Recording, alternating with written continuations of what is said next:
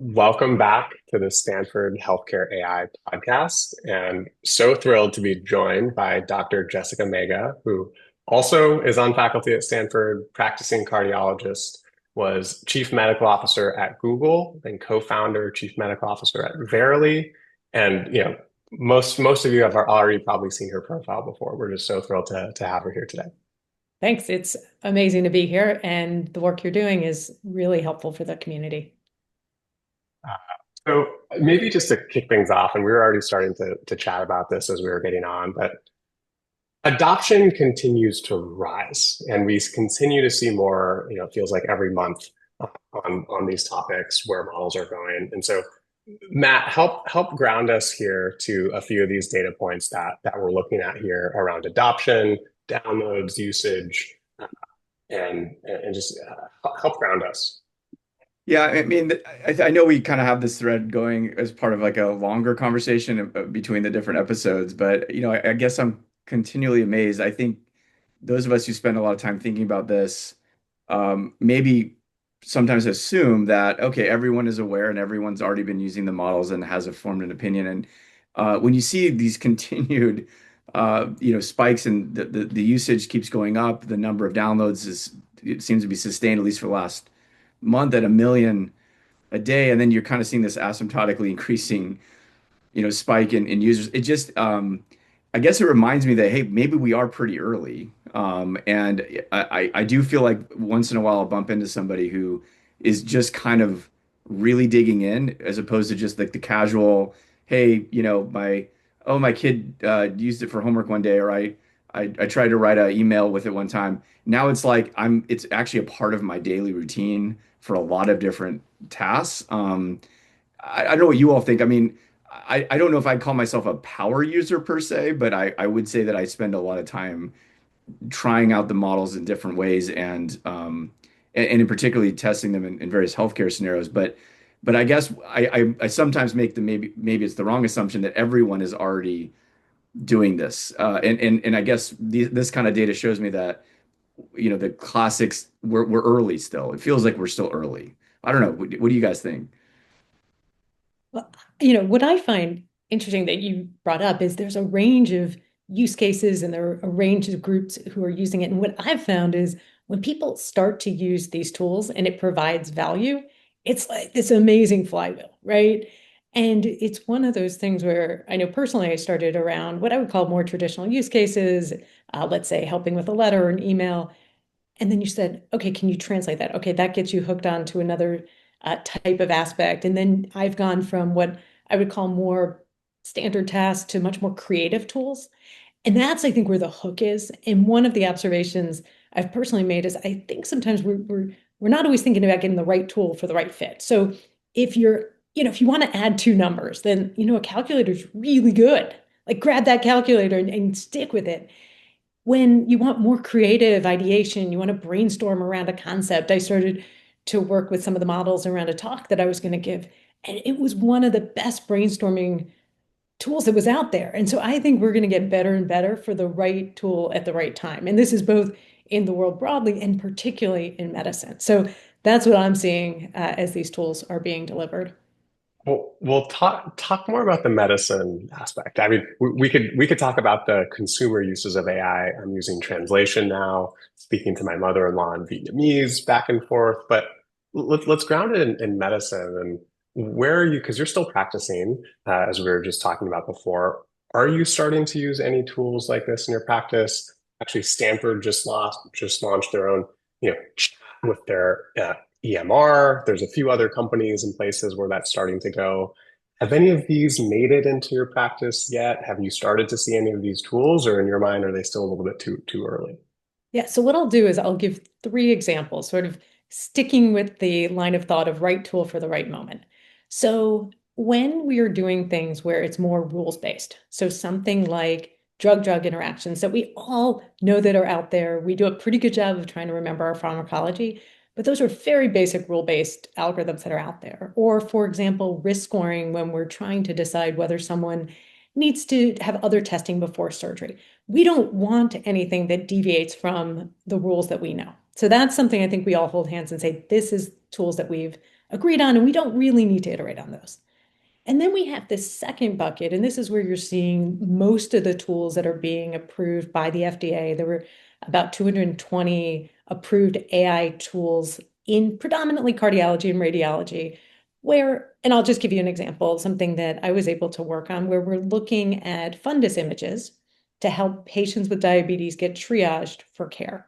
And as it turns out, these models are really actually better than an individual reader. And that shouldn't surprise us, right? We're using deep learning, we're doing multiple training sets for a very discrete task. And I think that there is pretty universal acceptance when we feel like we understand if something's safe, effective, and valuable, we'll take it. The places where you're starting to see the most acceleration with more of the generative tools are actually on two very different ends of the spectrum. And this gets back to my concept around creativity, this idea of looking at patterns and trying to predict new patterns. And we may get into more detail around this, but one is really thinking about biology broadly and understanding, for example, how proteins work in the world, thinking about new drug development, and then also working with patients, thinking about how do we deliver information at the right time in the most interesting way.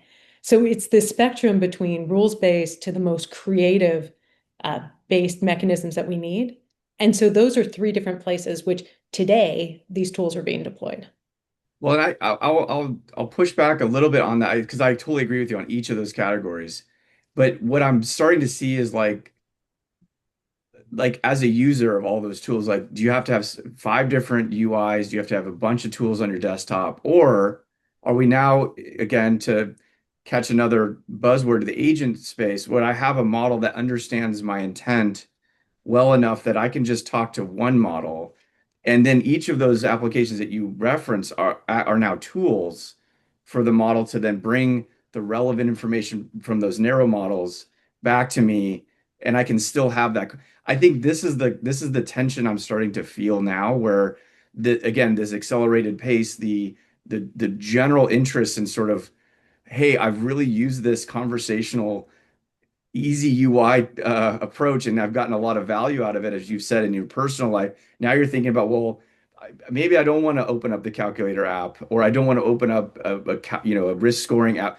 Just go find that for me and get and do you feel like that is a logical kind of progression to this? Because those 220 now probably gonna continue to expand FDA cleared deep learning solutions. Like, do I have to find a way to cobble them all together to get the benefit of each of those innovations, or can I just abstract that away and continue to have a quote unquote, co-pilot or companion of some kind that's able to, and then there's a lot of downstream challenges with that. Is that really part of the way that they were intended to be used or built, and et cetera, et cetera. But just in a general way, maybe I'm lazy.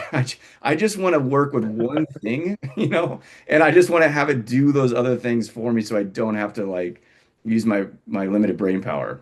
Well, okay, so no one's going to call you lazy today. But what I can say is the places where you're seeing the most traction are places where these tools are embedded into the workflow, right? So we talk about scribe technology a lot, and it's really for people who have used it and have had positive experiences.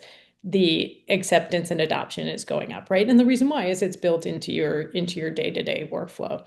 The same thing is true for the number of approved tools that I talked about. The ones that are getting traction are built into the workflow of a given cardiologist, radiologist, and soon many other fields, right? And so right now we have to think about how do we make it simple for not just you, Matt, but for everyone. Going forward, I think you're right. They're going to be platforms. It's going to be more of the platform technologies that allow this to be much more seamless. No one's going to log into 100 different portals. It's unrealistic. So I think we look to see where the adoption is and how do we make interoperability more of a reality so that we can actually take good care of our patients. I would actually take it one step further and say that if we're really ambitious and we start to think about who we're actually caring for, we're caring for real people, we're caring for patients. And as much as I may have a relationship with someone, they may ultimately go to a number of different hospitals. And they may, not only may, but what happens in the four walls of the hospital is a very limited moment in time for that individual, right? We have this idea that someone's healthy until they're sick, but that's just not the way the world works. So if you really wanted to plant a true North Star, it's thinking about that individual and how do we create tools that follow them throughout their longitudinal life, right? So again, we know where we are now, we know where we need to be, but I just continue as we all go through this journey, think about the people we're serving and how we bring down the fragmentation in healthcare. So there are like four different things you said that I just love. One, totally agree on the platform nature of what's coming. There's no way we get to the health system of tomorrow with 40 different widgets or avenues to do that. But I would also agree we're nowhere near that yet, right? Even, the most advanced, chat GPT, the most adopted thing, you still have to pick which of like the 10 different models do I actually want to talk to. It's a terrible user experience, but everyone else has just copied it because that's the best we've come up with so far. So someday we'll get there on that. But the consumer aspect, Jessica, that you talk about, we're seeing echoes of this actually on the policy side as well. We're seeing the wearables push from RFK. We're seeing interoperability and clear around data. And I'm curious as you think about this consumer push, especially from your lens at Verily, like you were pushing wearables, other technology, had the resources to think very beyond traditional healthcare.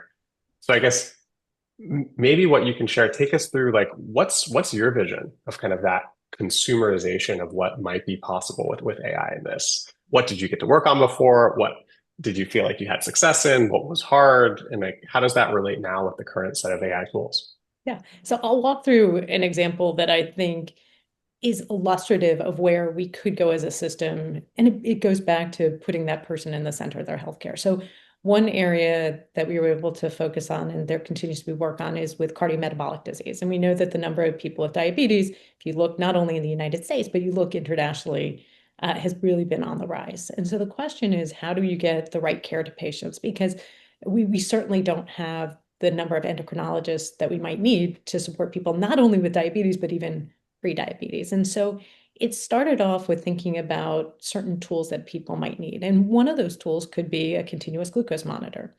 Not that everyone has to wear it all the time, but the insights around your own biology, the fact that we call type 2 diabetes one thing is when you look at the data, some people are having huge excursions, right? They have hypoglycemic and they're hypoglycemic, they're up and down, and some people ride. There's clearly heterogeneity. And so we were able to work in partnership with Dexcom to create new continuous glucose monitors that had a different form factor, were easier to use, factory calibrated. You then pull that information in and you show it. So let's say the three of us go out to dinner and we're playing afterwards, we play cards and we all have a cookie. As it turns out, we respond very differently to that food. And so that information is surfaced, yes, to a clinical support system, but it's surfaced to an individual who's then empowered to help through generative AI think about what are some choices that people can use. And then behind that, there's a clinical care team. So this continuous understanding of information coming in and action coming out is really a fundamental principle. And I think about if you want to be really simple with a lot of the work that we're doing with AI and beyond, what information do we have and how can we make a difference and make an action? And so we were able to run clinical trials that showed these tools actually reduced hemoglobin A1C, right? And that's the metric. We measure medicines based on that metric. So that just gives you an illustration of what I think is possible more broadly across many different conditions. Again, it's the human machine interface, I think, what made it particularly useful. Yeah, and then I mean that kind of ties back to what you were saying before too, which is that, we see our patients in these episodic, you know, care instances, right? And we don't have that visibility in a lot of cases, even if they are being monitored, of what's going on in the meantime, right, between the visits. And further, there, going beyond glucose, which I think is obviously an area where there's a ton of opportunity. But outside of that, there's things like sleep, and we know there's, behavioral and social issues, all these other things that we know impact outcomes and the effectiveness of the things that we do for our patients. It does make you wonder, like, uh, is there a way to start to capture some of that longitudinal, all those other, what you would kind of call data exhaust, I think a lot of people call it, but the things that happen in between, did you find that that that kind of regular interaction maybe as part of a clinical trial, so it's somewhat artificial in the sense that maybe that's not the routine, but nonetheless, that must have also helped. And then taking that a step further, Justin, you have some graphics on this, but we're seeing patients already kind of putting their medical data into the models, that the consumer facing models, having these longer conversations about their healthcare and some of the decisions they're making. Is there a place where these start to blend together? I mean, we've learned from the data, like the work that you've done, that having that other information, that more granted, we can take better care of our patients. How do we bring these together? And here's an example. This is from a Reddit thread, so take it for what you will. But it's someone, and you see many, many, many versions of this story. I went to the hospital. I felt a little weird about the diagnosis that they made. I took my data. I had a long 2 hour long chat with the model, and it came up with a completely different answer. And I went back and then they confirmed it. There's so many versions of these stories now. Obviously, there's sampling bias and there's all kinds of challenges with taking a lot of this and making big decisions about it. But I do feel like it's a trend. And if I'm being perfectly honest with you all, I do have conversations with the model about my own health, decisions and data. And honestly, I do, just partially to push it and partially because I'm not an expert in a lot of aspects of medicine for sure. And so is it helping me? I think it is. But then how do I translate that to my actual care team? What's that future going to have to look like in order to get the benefits of both? Well, I can jump in with a few more data points, and then Jessica, you're up with the answer for what the future looks like in the care team and everything that happens. But the 800 million active users from ChatGPT, from different discussions, 5 to 10% of those queries are health related. That's a wild, wild number. And I know we had Google searches before where people were bringing in information, but I think to all of us, it feels different. I do it too all the time to kind of understand more about a condition or a symptom or something that comes in. And it's way better. And for all the studies we've looked at, and we won't show you more charts today of performance outperforming doctors or outperforming doctors with AI. But what does that care team look like? So the easy questions for you, Jessica. Like, Yeah, what sure. does that look like? Yeah, sure. Softball. So I have two thoughts here. One is how do we handle this information? Back to the information action, and then we'll get to Matt's other question, which is, what does it mean to have multidimensional data in the real world that goes beyond maybe what we just think about as the health layer? Okay, so going back to the first one around information, you used the percent that it's about 10% of people are using certain whether it's chat GPT or otherwise, they're using these tools for health information. And the reality is that's going to go up. And we saw the same thing with search and other things. So the piece where I'll give you the optimistic view and then a few wrinkles. So the optimistic view is so if the three of us were sitting around in the 1600s and we had a patient and we were worried that they might be anemic, we might take maybe some of their blood and we'd put it in a tube and we would shake it and we would look to see, try to estimate a hematocrit. And nowadays, I think it's great that we have cell counters and we don't question them at all. And we're not sitting around trying to estimate the hematocrit, and we're not, debating about the width of the cells. We're not looking to see if the MCVs are different. And so we trust these tools because it goes back to them being safe, effective, and valuable. And as long as the information that we glean using different generative AI tools is of that caliber, we should lean into that because you know what that does? That makes us action agents. So we're like, the healthcare system it turns into like superheroes, right? So we don't have to own all the information, but we figure out what do we do with that information. Who, for example, we trust troponins. People come in with a heart attack and their troponin is elevated, and I know they're going to benefit from a cardiac catheterization. We use that information, again, whether it's a hematocrit, a troponin, something that comes from an image, because we know it's actionable. And so, as long as the information we're getting from generative AI provides that level of information, I think we should embrace it. The wrinkle that I talked about, and I was just doing an assessment for myself, looking at cardiac biomarkers to see how accurate is the information. It varies, right? It varies. And so we need to just get to a point where we feel comfortable with that information. But I have no concern in the same way, the stethoscope was a big deal several hundred years ago, right? People thought it would take people away from the patient. But we work with MRI scanners. Those are pretty, talk about technology, right? I mean, that's a big piece of technology. So the fear shouldn't be in the technology. It's really the what we're doing with it and can we rely on it. So that's kind of how I see the human machine interface, and where I see action being so important. Okay, on the second one, I think we do underestimate what health information really means for a given individual. And sure, I started a lot of my career in clinical trials and working with genetics and pharmacogenomics in this world of precision medicine.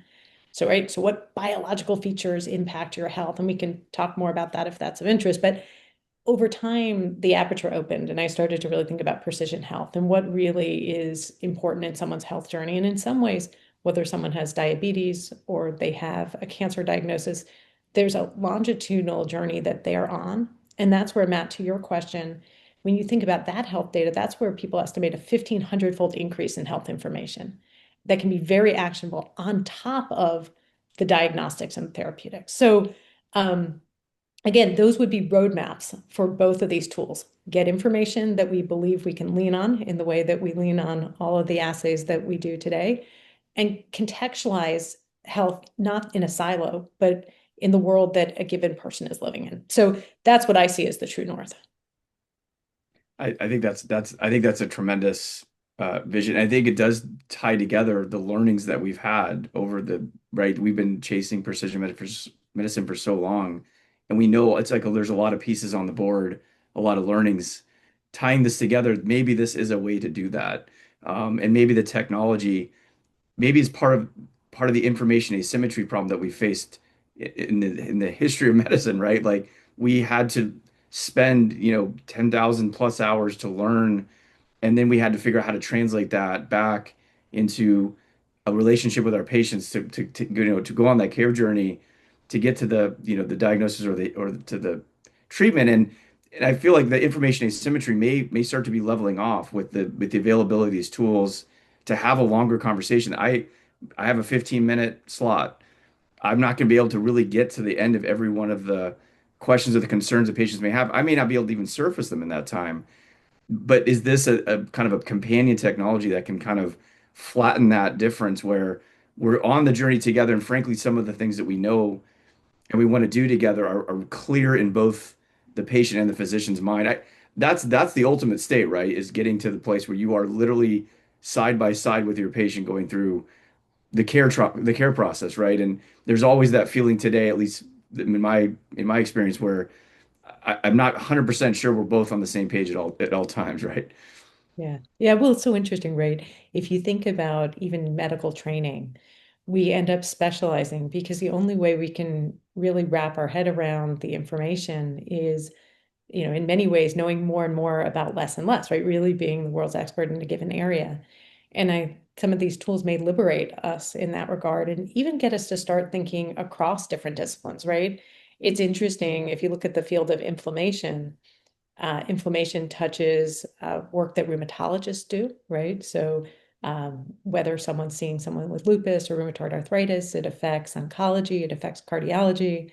But I think there's actually a moment for a much more expansive view of biology as we maybe take off some of the constraints that we needed before to really specialize. And there's a book called Range by David Epstein, and he talks about how potentially really knowing an area but having a generalist mindset can in some ways create the most creative solutions. So we'll see where that piece leads us, but we have to keep an open mind about this idea of let's continue to move health forward, because I think every person, probably all three of us on the call today, every person listening to this knows someone who has a health condition where we don't have a solution for it right now. So there's a lot of work for us to do. I have no fear about being replaced or not having enough work to do, but I want to make sure we're focused on the best and highest problems.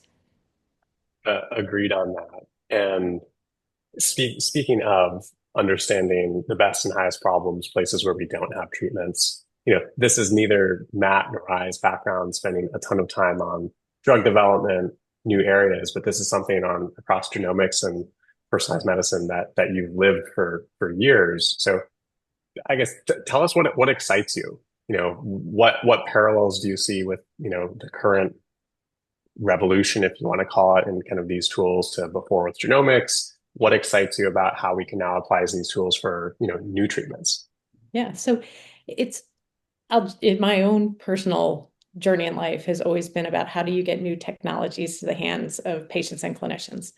And that started off first, obviously, as a clinician, but doing clinical trials to understand how we get new medicines into the hands of those people I talked about, and studied a number of antiplatelets and anticoagulants, which at the time, some now when I round with residents and fellows, some of these things seem like no-brainers, but we really were thinking about, do people need dual antiplatelet therapy, or how do we treat someone after a stent? And we didn't even really think that lipid lowering was going to be as effective as it is. But over time, learning about clinical trials and then realizing if all three of us were in a clinical trial, we probably don't respond to these medicines in the same way. So built out capabilities with the Timmy study group around studying genetics and genomics. And I actually see a lot of parallels between that early work and what I'm seeing with the deployment of AI and other uh, decision support tools. And so the lessons that we learned in the early days of genomics, and you probably recall this, there was a lot of association studies. So people were associating this particular SNP with this finding, and everyone was really excited. And as it turns out, only about 25% of those studies could be replicated upfront. So it's this, it almost reminds me a little bit of what we're talking about with hallucinations. It was different because it was a statistical problem. It was essentially this multiple hypothesis issue, but we had to wrangle with, what does replication look like? What does validation look like? What do we trust? How do we run a really good genome-wide association study? And then we also had compute go up, right? I remember the days we had this external hard drive, and I'd bring it over to my colleague, and then he'd work on it overnight. And then he'd bring, it was this red, I remember it's kind of like this red maroon drive. And then I just kept thinking, gosh, what if we lose this? There's biological insights on this drive. So I'd like double wrap it. Anyway, but so there was this combination of understanding statistically how to evaluate the genetics, and then understanding and benefiting from compute, because we went from where we compute, right, on-prem, to how we compute in the cloud. And over time, we now are starting to see, particularly in the world of oncology, genetic-based therapies, and we're really getting a much better sense of targeting the right patient with the right therapy. And so you might ask, well, okay, what does that have to do with where we are today with AI? Well, it's a very similar thing of what can we replicate? What really stands the test of time? How do we use compute to its best and highest value, right? So nowadays, things are becoming really fast. And so how do we make decisions that used to take a lot of time, make them more real time? And then genomics is a static data. How do we integrate real-time information? I gave the example of glucose, but that could be said for gait if someone has Parkinson's. There's so many examples. And so I think many of the parallels we learned years ago we can apply here, and it's just an area of great interest to me. And then you asked, so what's most exciting? Well, the thing that's most exciting to me is much in the way we use genomics to continue to explore biology and get the best care for patients. I think AI is going to, as I already mentioned before, give us just a better understanding beyond a given discipline. Biology is very experimental right now, and if you talk to people who are in physics and other disciplines, they have laws, right? They have Newton's law and thermodynamics, and biologists are really, we're hoping we can get to that same place using a lot of these tools, and then on the personal end, getting the right information to individuals. So it's really, in some ways, technology meets humanity on steroids. So it's a daunting time, but I almost want us to hold hands and say we have encountered things like this, and let's learn from those experiences. I love this vision. I'm curious on as part of that, like, is if all of the experience that you've had, again, I totally resonate, by the way, with the days of the hard drives and trying to run to the lab and like, wait, is this the, if I'm going to lose this data, this is my whole career right here. But do you, what I feel like I'm seeing, and again, this is both Jess and I believe are admittedly not as deep in the space, but if we agree that there's opportunities for new drug targeting, new drug discovery, small molecule development at scale. that can be at least more intelligently driven to have a higher likelihood of success in the next phases. What I wonder is like, does that mean we have to change how we derive the quote unquote evidence in the sort of the phase two space? Because what I assume is going to happen, or it may already be happening, is that there's a ton of now candidates that are super promising, but they still have to go through the same like conveyor belt process for phase two that have all those same problems that we've always had, finding the right patients, filling the trials appropriately, dealing with all the paperwork and the regulatory aspect. Those feel like kind of ossified, challenging but necessary processes. Like, do you feel like we're going to have to think about how we do clinical trials in order to see the benefits of all the discovery happening today? Yeah. So as you said, to boil it down, right, there's the target, there's the drug, and then there's the trial. And so there are going to be examples that people turn to or looking at certain diseases where we thought there was going to be resistance or antibiotic resistance. And now people are actually finding particular compounds that may be effective, that ones that what people said, oh, these certain areas are undruggable. You can see that also in oncology. And now people are coming up with new solutions. So your very prescient question is, okay, so potentially we find new targets. Ideally, we find better targets. So we know that there's about a 10% success rate as you go through that pipeline, right? So even going from 10 to 20%, let's keep it, let's say clinical trials stay ossified, which they won't, and I'll get back to that. Even doubling the success rate by understanding the biology, both the toxicity as well as the efficacy up front is going to be helpful. But then we want to marry that with a more effective clinical trial system. And I believe you're talking to someone who trained as a clinical trialist. So clinical trials and randomization really is important. We have been burned by medicines that we just knew, we thought biologically they were going to work out. And I can give many examples of those. But we can do things more efficiently. And I'll give you real-time examples. So the first thing is just patient recruitment, reaching out to patients, let people know that there are trials available. Once someone understands a trial, it's like a fabric, how do we connect them to the sites? Right now, it's a pretty rudimentary process. In fact, we usually think it's success if it's one patient per site per month. Hmm. We are seeing examples where we're doing so much better. Again, it's just connectivity. Then in terms of understanding the data as it's coming in, doing real-time data monitoring, looking for anomaly detection, that used to be a very manual process. So we would do source document verification. So the three of us would sit there and we would look at this data. Is it going over here? Now you can start to look at the data coming in, pick up pockets of variance where you could go and drill down. And then finally, regulatory submissions. It's a really great use case where people are collating the information. Things that used to take months to even a year are now taking a much shorter period of time. It's a really nice use case of some of the generative AI tools. So I think there's going to be progress on all of those fronts, but I don't, in fact, I wouldn't advocate getting rid of clinical trials and real testing of biology.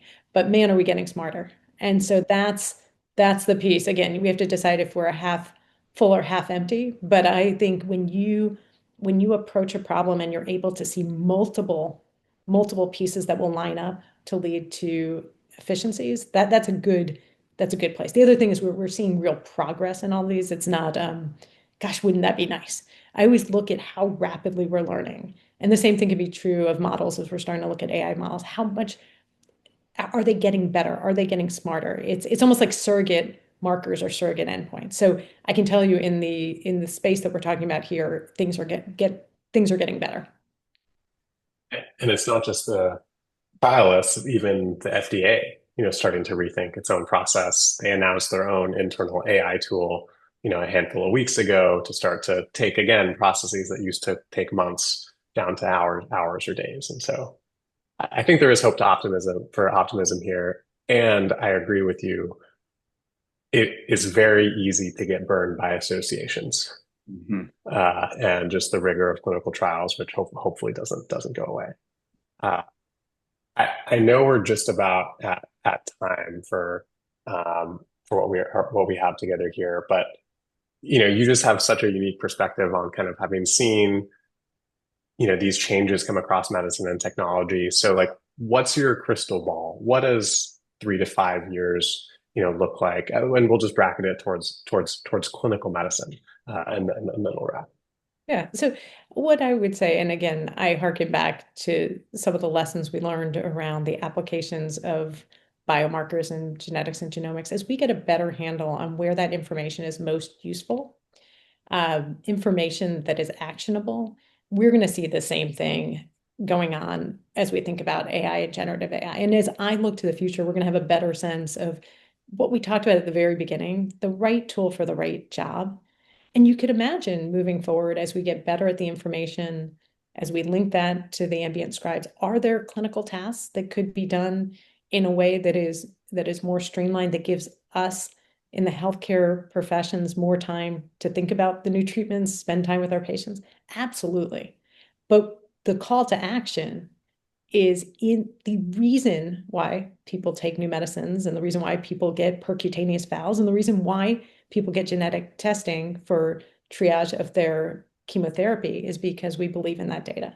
And so I think the next 3 to 5 years, we're going to see a real acceleration. It reminds me again, you can turn to and say, oh, there's hallucinations here or there, but I think we're missing the bigger picture of where we're seeing the biggest benefits and some of them we talked about. And let's think about the tools where, much like we talked about the cell counter and the complete blood count, let's use the tools really well. And let's free ourselves up to better humanity and think about these broader issues. So that's kind of the big picture of what I see. Well, I feel like this is exactly the North Star. We and this part of the reason we do this podcast too is I think we really want to try to keep this conversation going and encourage folks to lean in. There's never been a better time to and there's never been better access to some of the most powerful tools on the planet. Having an intuition of where they work, where they don't, is only going to benefit all of us on all sides of the table. And I am glad that you didn't use the 1600 analogy of how we used to check for diabetes. So I like the book. We can do that. We can do that next time. But I think that point, you just got me super energized. The people who are closest to the problems should really feel empowered to figure out how to use these tools. And so it really is, it's a moment to say, hey, as you walk around, whether you're a researcher, a clinician, someone who is working in health tech, look around at the problems you're trying to solve because that's where the real magic comes, right? So it's a moment. Amazing. With that, Jessica, thank you so much for coming on. Thanks.